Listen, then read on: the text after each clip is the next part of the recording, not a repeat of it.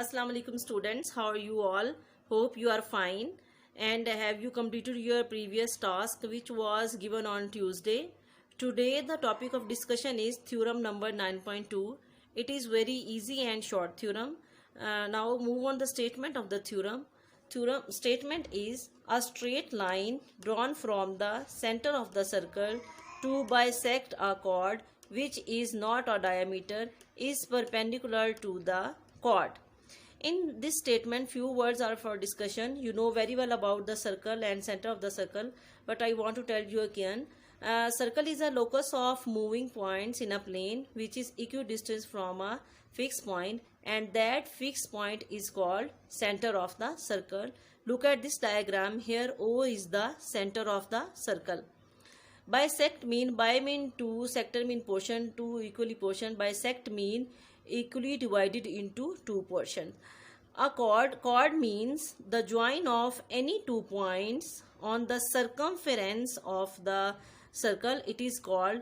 Now look at this diagram. Here AB is the chord of the circle. Now they are saying that which is not a diameter. Diameter means when a chord passing through the center of the circle, it becomes a diameter. So they are saying that it is not a diameter, mean AB is not passing through the center of the circle. Now in given we are having midpoint. M is a midpoint. M is the midpoint of any chord AB of a circle, and in this given again they are saying that the chord AB is not a diameter of the circle, mean that this chord AB is not passing through the center of the circle. In this theorem we have to prove that OM is the perpendicular to AB. And for this proof we are having some construction here. We have to join the point A and B with the center O, and after this we are having two angles, angle 1 and angle 2. Angle 1 is of 90 degree and angle 2 is also of 90 degree. Now we have a proof of the theorem. For proof, look at this diagram. We are having there are two triangles OAM and OBM. In statement is reason we are discussing these two triangles. Triangle OAM corresponding to triangle OBM. The first statement is that measurement OA is equal to measurement OB. In reason they are saying that these are the radii of the same circle. Radii means radii is the plural form of radius. OA is the radius and OB is the radius, and these two radius lie on the same circle. So that's why they are saying that radii of the same circle. They are present on the same circle. These two radius OA and OB are present on the same circle. Now the second side is measurement AM is equal to measurement BM. This is a given because in given they are saying that M is the midpoint of AB.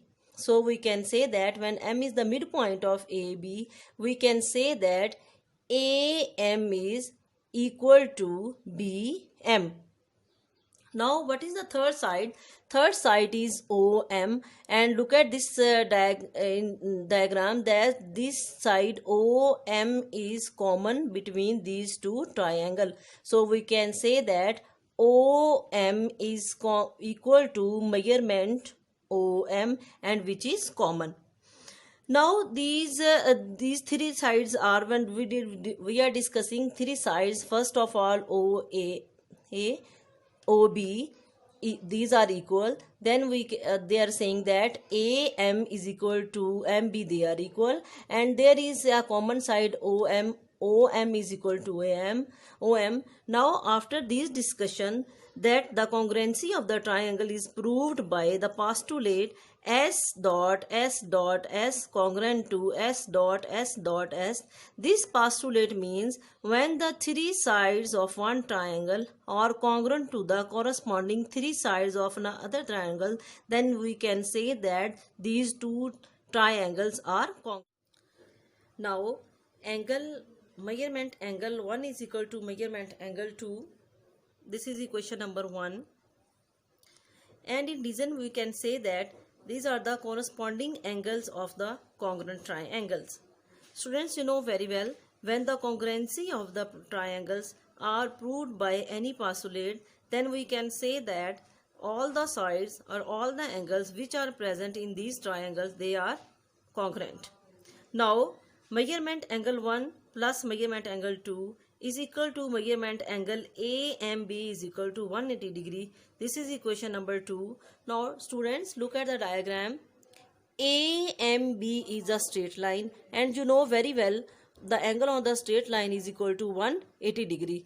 So, in addition, they are saying that adjacent supplementary angles.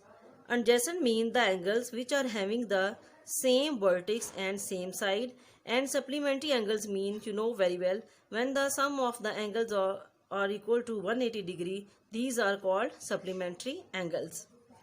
Now, we can say measurement angle 1 is equal to measurement angle 2 is equal to of 90 degree from equation number 1 and 2, that both angles are measurement angle 1 and measurement angle 2 are of is equal to 90 degree. Then we can say that OM is perpendicular to AB. This is the proof of the theorem.